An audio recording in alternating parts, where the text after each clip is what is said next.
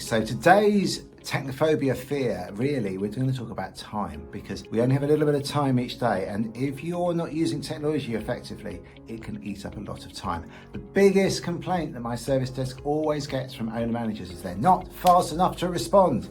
It doesn't matter how fast they are, by the way, they're still not fast enough to respond, or at least to fix the thing. If you have a fear of technology and you're getting frustrated about time, that shows me there's one thing you need to change.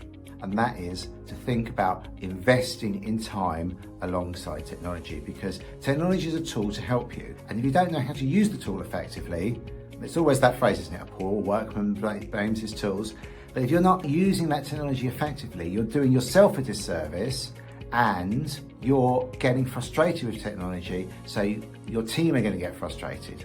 And it's not fair to take out your fear of technology on your IT support team or the rest of your staff, is it? And so what we want to do instead is actually think about budgeting time to learning new technology. I know it sounds frustrating. A great example is go and buy a very expensive sports car, yeah? Work out how to drive it, how to change gear, how to turn the radio on and off. It's a nightmare. Because people are passionate about it, they quite happily put up with these falls. It'll be way easier, because it's all standard and like you can just get it and go. I drove someone's car recently, I wanted to turn the radio off. Couldn't figure out how to do it. There's like millions of switches. It's just like, this is so annoying. But my point here is that you've got to put the time into the technology. A lot of business people, they rely on obsolete technology, faxing, checks. And the reason they do that is because they know it works, they understand how it works, and they've already put the time in. So they've got their sunk cost fallacy.